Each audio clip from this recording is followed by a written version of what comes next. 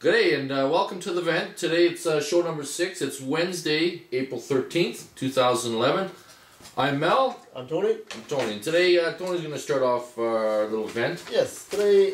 Thanks, Mel. I appreciate that. No problem. Let me go first for once. I like that.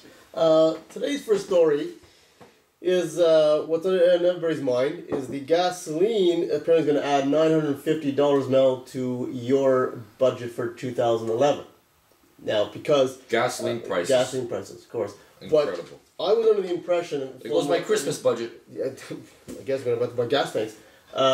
Now, this brings me to a story we had last week, Mel, when the gas companies said that they're going to produce less, that, which, by their reasoning, we're going to have more money in our pocket. Yeah. Well, apparently they forgot to mention the increase of energy costs. But that's okay, Mel. That's okay because, according to this Benjamin Tai, who's CIBC economist, okay, he figures we're just going to change our lifestyle. We're going to eat less in restaurants. We're going to have to warp our lifestyle here in North America and Canada. We're going to have to change our lifestyle to accommodate these people that run the oil companies so they can keep their bottom line. So they're going to add another we're going to add another $12 billion onto their coffers, but we have to change our. Do you think they're actually going to warp their lifestyle? Do you think the executives of these oil companies are going to eat out less and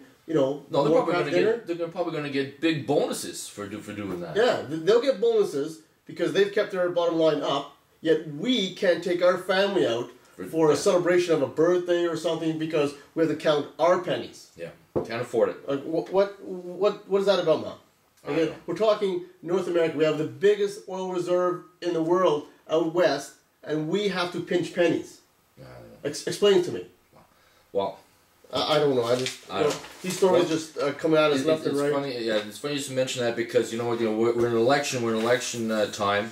Yeah. And that's not. I don't think that's been an issue. It hasn't been a topic. No one's brought it up. No. The Conservatives released their platform. Yep. Here for Canada. Really? That's what they say. Here for Canada. Here for us. And then Harper said that there'd be no plans to cut major programs. Really? The billions in cost savings required to balance the books would come from slashing government operating costs. Well, that'd be a first. Yeah, well, you know what? Maybe they should have used that when they spent $1 billion on the G8, G20 summit. You think so? Yeah, he says that would have paid for a few elections. Yeah, he says everyone agrees that we need to rein in our spending. Well, practice what you preach, buddy. I guess. He also goes on to say that the 5 main priorities of his campaign, or is it his campaign or the Conservatives? I don't know. I think it's Harper, the Harper campaign. Are job creation, supporting families. Well, I hope he's going to support my $950 that I'm going to have to fork out. Yes. Eliminating the deficit. Well, that's always good. That's always good. Getting tough on crime. Getting tough on crime. I don't want to do that. I want to get slack on crime. Well, I don't know, because getting tough on crime, I think he's going to have to get tough on his own party of crime because they're breaking the law left, right, and center. But I guess and investing in the North. Oh yes, we should always invest in the North. But talk about the election, Mel. This shows you how important it is to Canadians. 4th election in 7 years. But they're going to change the debate. They're going to change the debate. The 4 yahoos that are debating have decided to change the date of the French debate. Because Montreal Canadiens and Boston Bruins are playing the same night. And they figure their numbers will be so bad. Now, is that hilarious to you or what? That shows you the state of politics in this country. You're going to change the date because of a hockey game. Why don't we just put names in a bag, pick out a name every 2-3 years, save us the aggravation and the cost of elections. Say you're in there for the next 2 years. Please don't make it too much of a mess. Well, you know what? It just might happen because the other day when they had the debate, yes, Harper said that if he didn't get a majority, if he didn't get his own way, that he would force another election soon after. Ooh. Really? So that's what he said. So he said if he doesn't get his own way, we're gonna have another election. That's great. That's just craziness. It's beyond crazy. It's beyond crazy. And meanwhile, we're getting hit with hydro costs, energy costs, any costs. Unbelievable. And we got to bite the bullet now. Oh. What's next story? Next story. Oh, here. Oh, what's that? The police investigate RCMP use of a taser on an 11-year-old boy. They tasered an 11-year-old. They tasered an 11-year-old boy. Now, that's there's always two sides of the coin, right? I mean, this 11-year-old boy is probably... He's got to be like 6'4", 200 pounds in. Probably. Had to be. Had to be. But, he's probably not your, valedictorian or whatever in the class. No. But still, and there's probably 14 RCMP around the How much money do you think we spend on RCMP tactics, the training on how to take people down, how to protect yourself? That's their job, I would imagine. But they're going to taser a guy at 11 years old. So why spend money then on that? Why just hand everybody a taser gun? Yeah. And save us millions of dollars a year on training on offensive, defensive training. Yeah. Just taser him. Just get a gun, taser him. Taser him. That's it. Training done. Is that the last resort? Seriously, like 11-year-old kid. Yeah. Well, he was probably yelling profanities at him or something like that. Oh, that makes sense. That's against the law. He probably upset the RCMP officer. So you can't do that to me. Yeah. To tase him, you can't.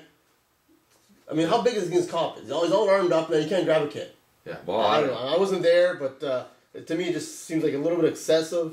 And the last resort should be tasering him. Yeah. And but I'd be careful. Now it seems it's the first resort. Yeah, I might get tasered, so I'd be careful. Oh, careful. Oh, careful. All right. Enough of that. What's next?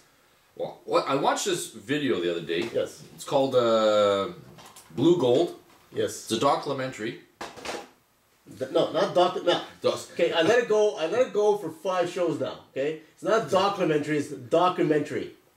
It's what? Whatever it is, not documentary. It's documentary. Documentary. Say it. I don't make fun of how you talk. Yeah, you have for 30 years. No, it's it's a documentary. That's it. That's better. On these water wars. And what it does, it talks about big multinational companies buying up world water rights. World water rights? Around the world. Yeah, they're buying them up. Really? Pretty soon, we won't even have the right to drink water. Why not? And that's not our right. Cool. Big companies are going to have it. Apparently in this... Don't the Bushes own a bunch of down Oh, I'll get to that. Apparently this Bolivia, South America, this big company came in, they privatized the water utilities with the government. They raised water prices so high that the people couldn't afford it. Couldn't afford water. Couldn't afford water, couldn't afford to drink. So they started collecting rainwater. What? They started collecting rainwater to drink. Wow. And the company came in and said, you know what? That's illegal. We own the rainwater. What? That's what they said. They own the rainwater. They couldn't even collect rainwater. These guys walk on water too? I guess. So anyways, obviously a conflict ensued. I guess so. The government supported the company. The military came in. Yeah, it's just strange. Yeah. But anyways, the people prevailed.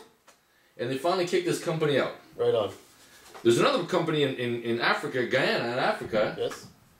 That I guess they privatize water as well. But the company only turns the water on once a week. Once a week? Once a week. And this is a good one. What? And the people don't know when it's going to be turned on. So what they do is they turn their taps on so that when the water is turned on, they can fill up pails, whatever. But while they turn their taps on, air passes through. And as the air passes through, the air still passes through this meter. This meter that reads the water. Really? So they're actually paying for the air that comes through the water line. Amazing. I don't know. Just amazing to me. I think we're doing pretty good just getting nailed with $9.50 a year. And you know what? It's funny because there are 3 aquifers in the world. Right. Canada's water rich, Russia's water rich, and Brazil is water rich. Right? Good old Brazil. Good old Brazil. Well, it so happens that the Bushes... What Bushes? The ex-presidents there, both George W. and the other George Sr., whatever. Those two, yeah, Texas boys. Yeah, Texas boys. They own, George Sr. owns about 170,000 acres in Brazil, Uruguay, Paraguay, whatever. Just happens to be over top of this that's a coincidence. aquifer in Brazil. And that's not enough. George W., his son, sent his wife down to buy up another 100,000 acres. He must give her a big allowance then. Whatever. They deny this and that, whatever. But you can check it out. Yeah. And you know what? It's so funny because the people said down there that they didn't know what was happening before they realized that the Americans were coming. It was already too late. They're already there. The government already approved it, and they're done. They're going, what the heck's going on? Crazy, crazy. You know, crazy. it's just crazy. Paying to drink water, paying to drink water. Paying to Imagine drink that. water. Our forefathers now would be turning in their graves. Yeah, well, that's what it's coming to. Unbelievable. Anyway, let's get a little lighter note here because we're venting too much here. All right. We're see the story today on the computer there. Oh yeah. About bugs. We did a story about Yes, we eating did. bugs in your food, bugs in our food, and how much is allowable to eat in our food, whatever.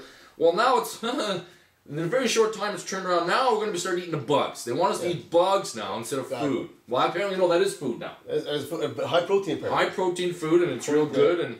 But you know, I just can't bring myself to be eating. I'm sorry. I'm sorry.